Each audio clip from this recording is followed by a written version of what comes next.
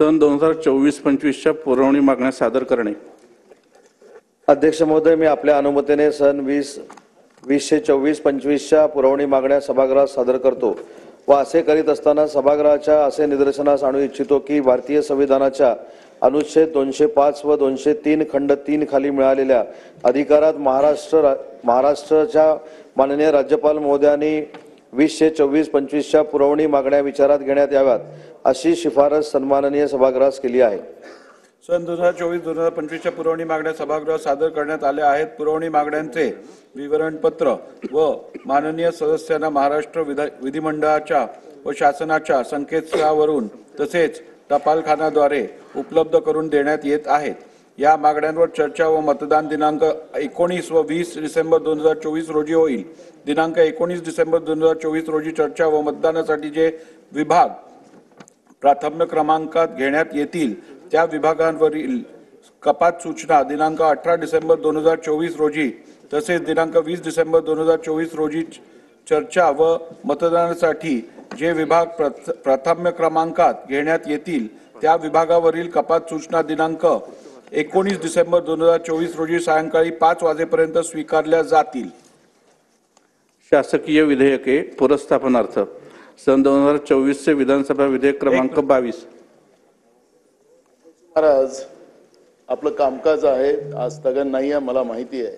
नियमाप्रमाणे आपण बिलकुल आपली पत्रिका तशीच आहे, पण राज्यामध्ये ज्या परभणी आणि बीडमध्ये झालेल्या घटना या खऱ्या अर्थानं सरकार आल्यानंतर घडलेल्या घटना आहेत अध्यक्ष महाराज।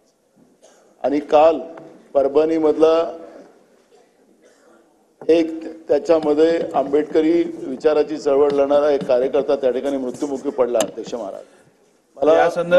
या संदर्भातल्या सगळे प्रस्ताव जे आहेत ते माझ्याकडे आल्या, सूचना आल्या आहेत, त्या संदर्भातला निर्णय मी देईन।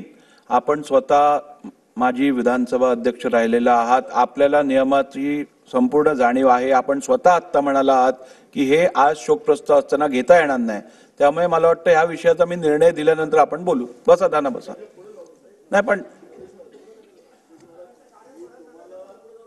तुम्हाला अध्यक्ष महाराज मी तुम्हाला मदतच केली अध्यक्ष महाराज, मला माहिती आहे, पण घटना अध्यक्ष महाराज सरकार अस्तित्वात आल्यानंतरच्या घटना अध्यक्ष महाराज आणि आंबेडकरी जनतेमध्ये आणि बीडमध्ये झालेल्या घटनेचं अध्यक्ष महाराज पूर्ण राज्यामध्ये हाहाकार माजलेला आहे अध्यक्ष महाराज। आपण कस्टोडियन आहात आमचे अध्यक्ष महाराज आणि आपल्या माध्यमातून आम्हाला न्याय मिळेल अध्यक्ष महाराज, राज्याच्या जनतेला न्याय मिळेल।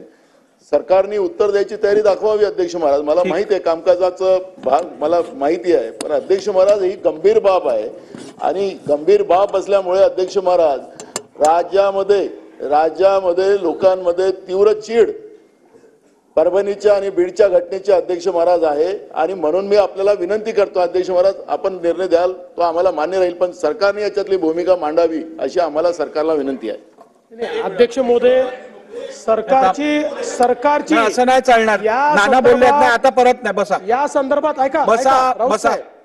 या संदर्भात ऐकून घ्या या संदर्भात सविस्तर चर्चा करण्याची सरकारची तयारी आहे। त्यामुळे मला असं वाटतं अध्यक्षांनी जो दिवस नेमून देतील उद्याचा, आज आपला शोक प्रस्ताव असल्यामुळे आपल्या काही प्रथा परंपरा आहेत, मात्र अध्यक्षांनी उद्याचा दिवस नेमून दिला तरी आम्हाला हरकत नाही। या संदर्भात पूर्ण सविस्तर चर्चा आपण करू।